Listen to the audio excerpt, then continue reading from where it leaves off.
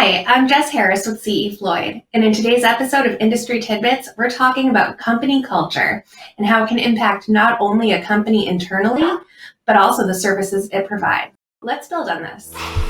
Welcome to Industry Tidbits with our host, Jess Harris, your go-to resource for today, tomorrow, and the future.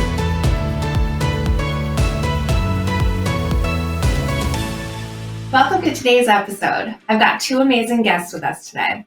First, I'd like to introduce you to Jeff Palmer. He is the Director of Operations for the Connecticut office at CE Floyd. Hi, Jeff. Hi, Jess. Excited to be a part of this episode. Thanks for being here today. I'd like to introduce you also to our next guest, coming to us all the way from Omaha, Nebraska. I'd like to welcome Jason Lauritsen.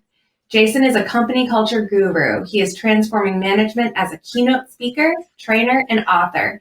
He liberates managers from outdated and inhumane practices so that they can cultivate human potential at work and improve people's lives.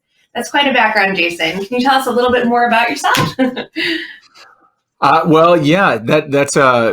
There's a lot in there to unpack, but I would say the short version of me is that, I think early in my life, I got really interested in what makes people tick. And then I had some really bad work experiences right out of the chute and kind of felt like it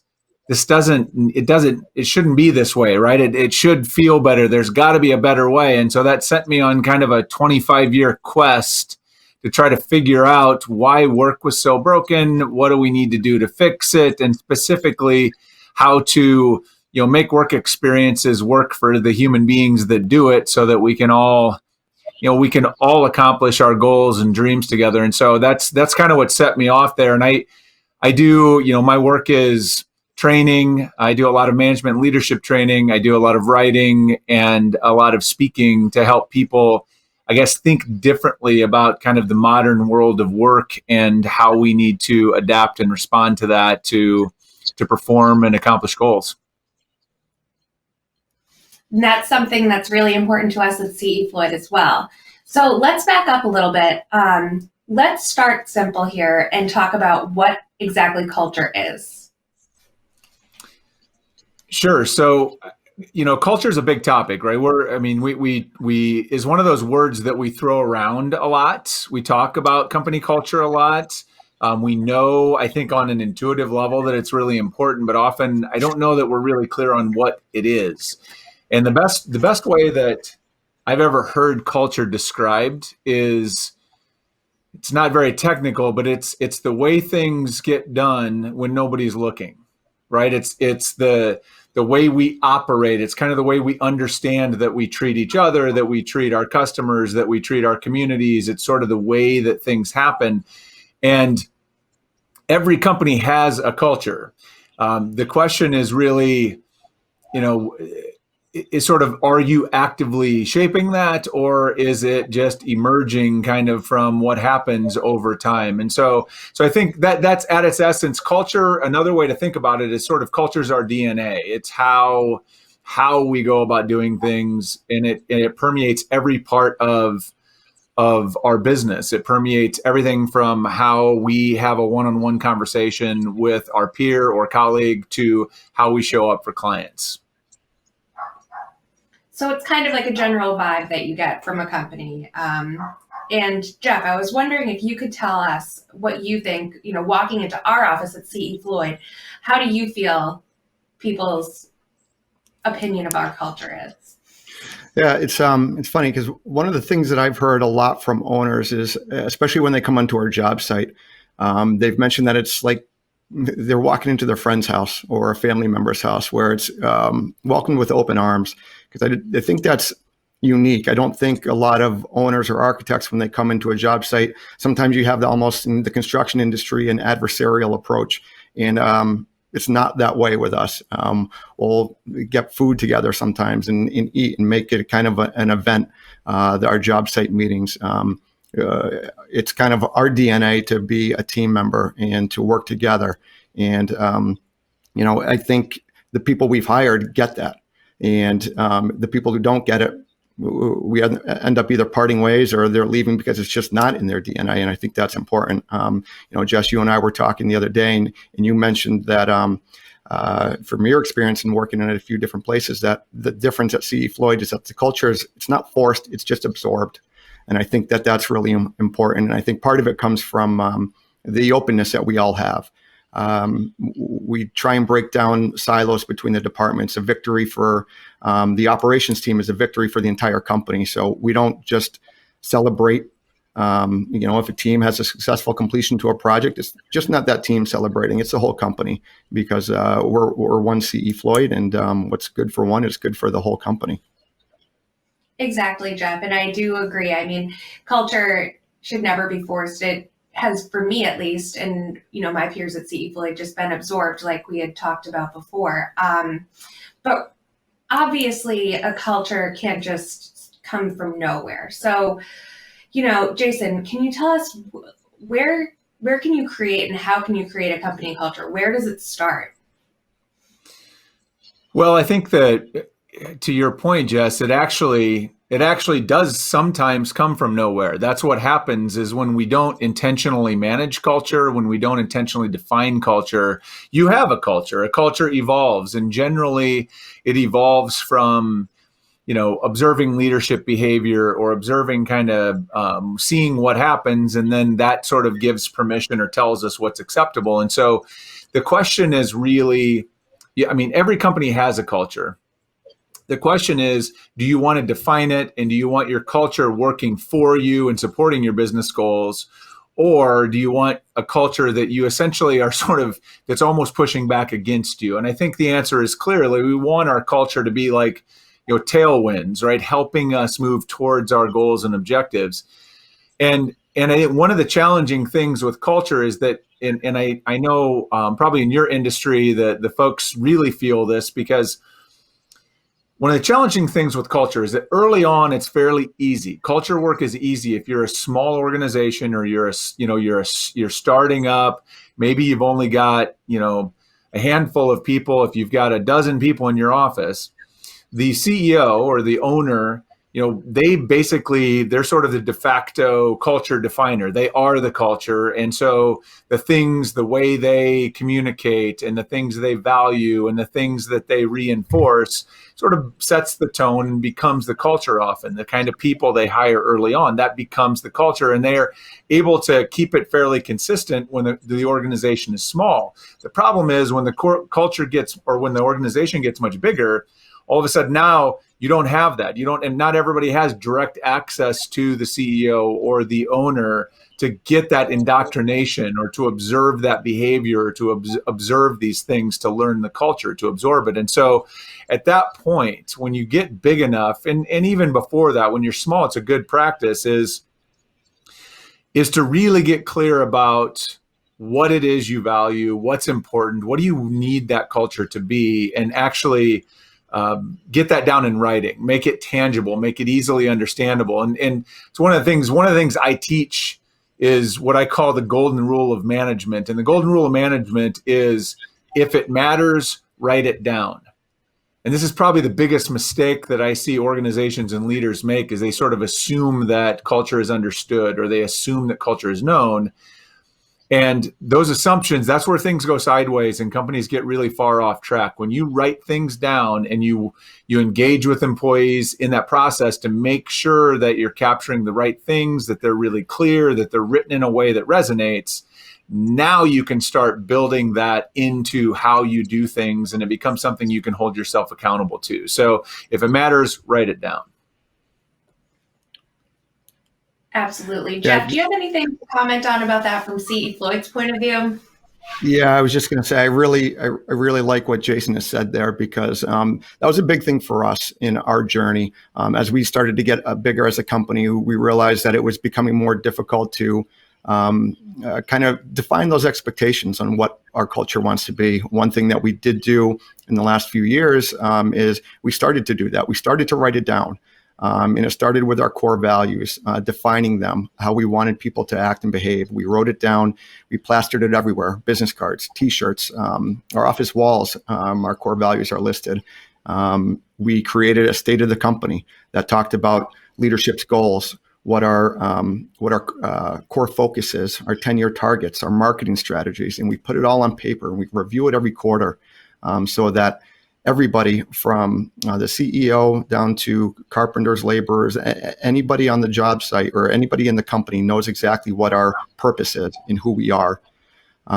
We wrote down our accountability chart, kind of like an org chart, but with responsibilities by position. We hung that in the office wall so everybody can see what are their core competencies for their position. And if they want to get to that next position, what core competencies do they need to gain to get there? This process of writing it down and then talking about it on a minimum a quarterly basis at our all hands meetings, it gives people a very clear idea on who we are, who we want to be, what the expectations are, what they need to do in their position, and what they need to do to grow and to extend their career.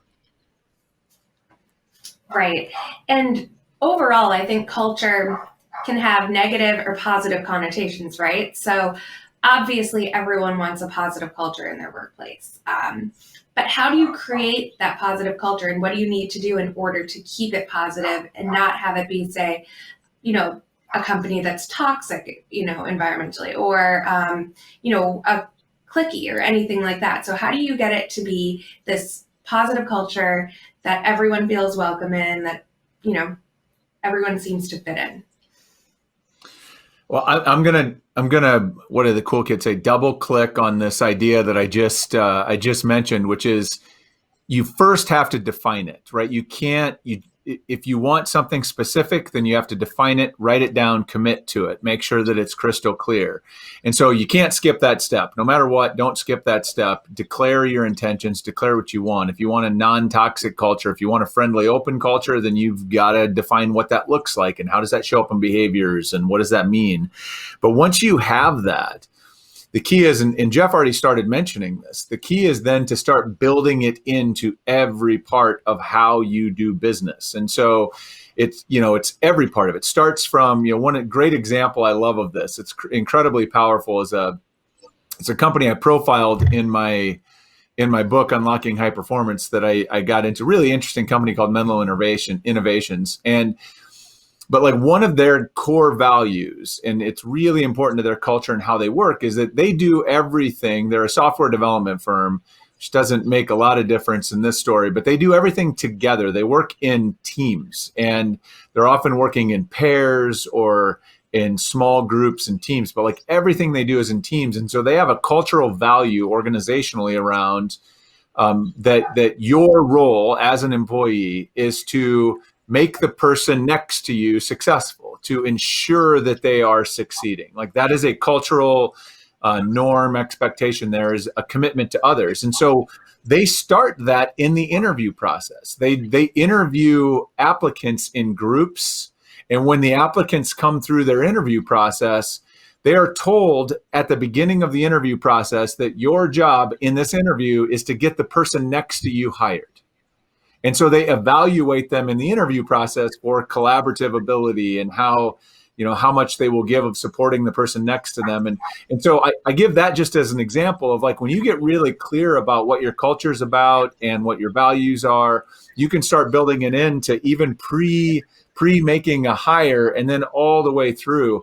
And as far as like how to reinforce a positive culture, I think one of the most powerful ways and common ways I think that people do that, and Jeff started mentioning something along this line, you got to reinforce it a lot.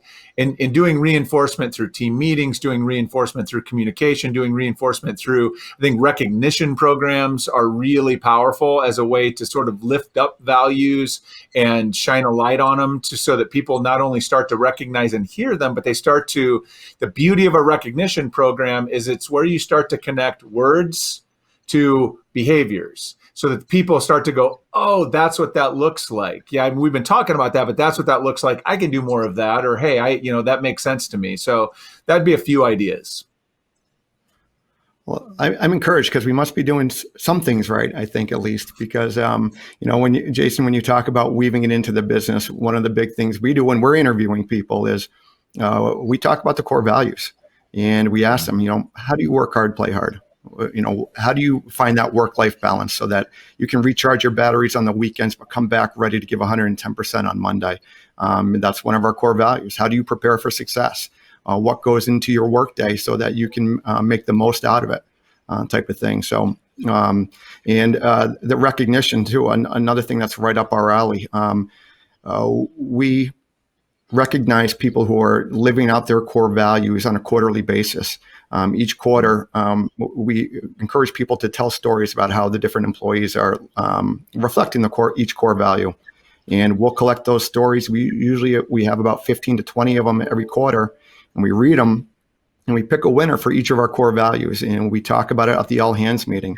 And then out of that, we pick one overall winner.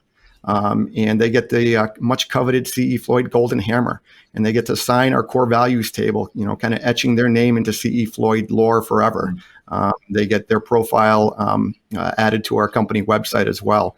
And it's really cool. It's generated a lot of positive buzz. And, you walk around the offices and you hear people quoting the core values. Hey, that doesn't sound much like preparing for success, or you better not be shirking your responsibility.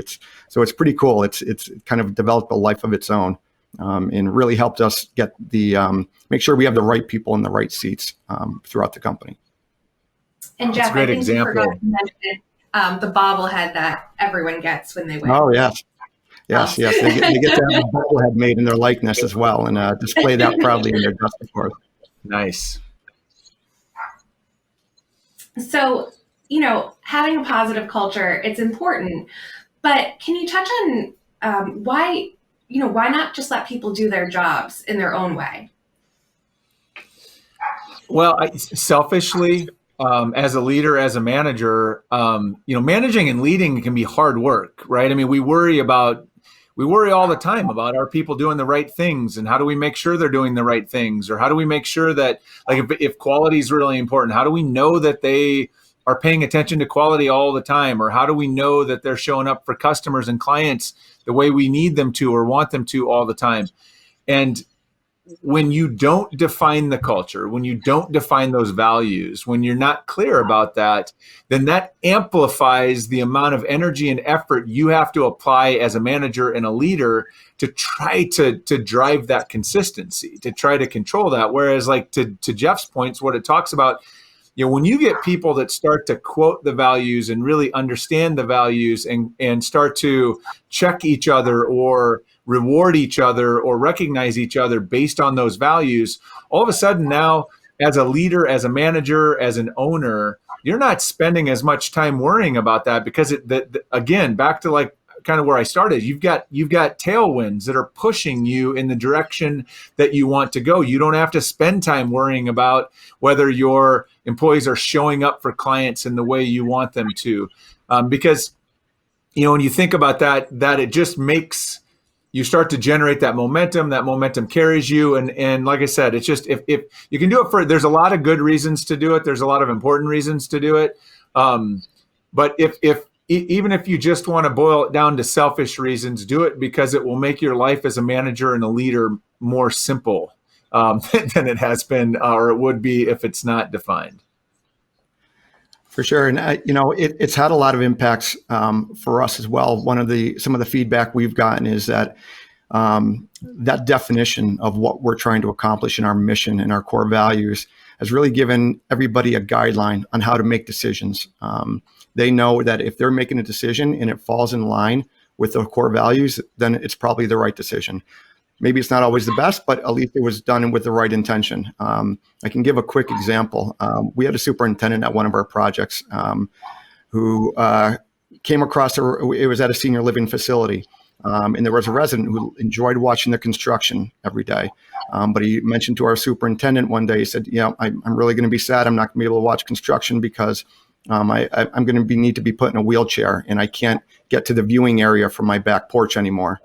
Our superintendent talked to our site contractor and had a pathway paved from that person's back patio to the viewing spot so that resident could come down and watch a construction project. Sure, it costs a little extra money and a little time out of the day, but he thought about the service above all else core value and said, that is providing service to our the resident who lives here, which in turn is providing service to our client. So it was a no-brainer decision for him, and he was certainly a core value winner that quarter for that story. I love that story. Let's top this off here. So, Jason, if you're talking to somebody who has really not figured out their culture yet, what are some baby steps that you would advise they take in order to launch themselves into this journey of starting a culture? It's a really good question. I think what I always advise is that the mistake to make is to think, well, we haven't done any culture work, so we don't have a culture. So where do we start? We sit down and we start, thinking about what do we want it to be and start sketching things out or writing things down. And that's not the place I recommend starting, because if you have more than one employee, you have a company culture. There's a culture that exists. And so the first step I often recommend is to start having conversations with people. Sit down one-on-one with people. And depending on how big your organization is, it can be one-on-one, it could be in focus groups, it could be, if it's a big organization, maybe you do a survey, but start asking some questions to try to get an understanding of the culture and asking employees what they believe it is.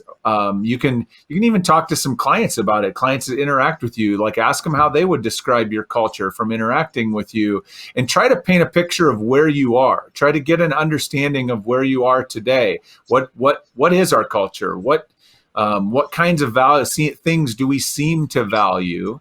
And then once you've gotten a clear picture of that and you can lay that out, I think then the next question is just to start asking, like, what parts of this support our business and our goals and our vision, and what parts of it don't? And then that's where you start to, reinforce and define, into existence, put some structure around those things that you want to hang on to. And then on the areas that maybe don't reflect where you want to go, that's where you start to think about and often engage with employees, like, what do we need this to be in order to accomplish where we want to go? And so that's where I would start with a curious mind to understand where you are and really get a picture of where you are so that you can grab onto the things that are working and address the things that aren't, to start moving in the direction that you want it to.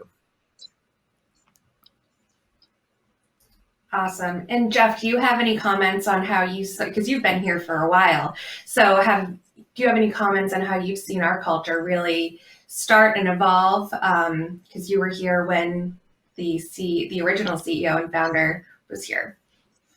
Yeah, Chuck Floyd for sure. It's interesting because, as Jason's mentioned a couple of times, it was easier when we were a smaller company. We only had 10, 15 people and we were all in one office. But as time grew and we started the Connecticut office, different cultures started to emerge, oddly enough, but maybe not surprisingly. So that's where a couple of years ago we decided, okay, well, we can see the culture starting to go in two different directions. It's not really what we want. So that's where we decided really to take that next step. And as Jason mentioned, write it down. We knew where we were and who we kind of are as a company, but we just needed to tweak it a little bit more and define it a little bit better. And then obviously the whole process of getting it out there and discussing it and having regular conversations. But yeah, it's definitely becomes more challenging and I think more important to write it down as a company gets larger in size. Thanks, Jeff. So to wrap up, first of all, thank you, Jason, for taking the time out of your day to talk with us about such a relevant topic. And today's episode is relevant to literally any company. It really is. So at the end of each episode, we like to just glaze over the top 3 tidbits to remember. So I think the first thing that I took away from this was culture starts at the top. It really does. And then you need to define what you want. And like you said, Jason, if it matters, write it down. I think that's something that everybody can take away from this. And then one that I really liked was live by it. So use it as your guiding principle for everything. And then, you can't really fail from there. So again, thank you, Jason. I think this has been invaluable. And thank you, Jeff. Jason, if our viewers want to connect with you, what is the best way for them to do that? Well, the good news is if you can spell my name, you can find me online. So go to the Google and type in Jason Lauritsen. You'll find all sorts of ways. My website is jasonlauritsen.com. If you get there, you'll find I blog weekly. I create videos every week or two. So tons of free resources that if people want info on management and culture, it's a great place to go. And if you want to speak with Jeff, you can email him at jpalmer@cefluid.com. So I know that I got a lot out of today's episode, and I hope that all of our, everyone that tunes in to Industry Tidbits got a lot out of it too. And we hope to see you guys next time, and we hope that this episode gave everyone something to build on today. Thanks.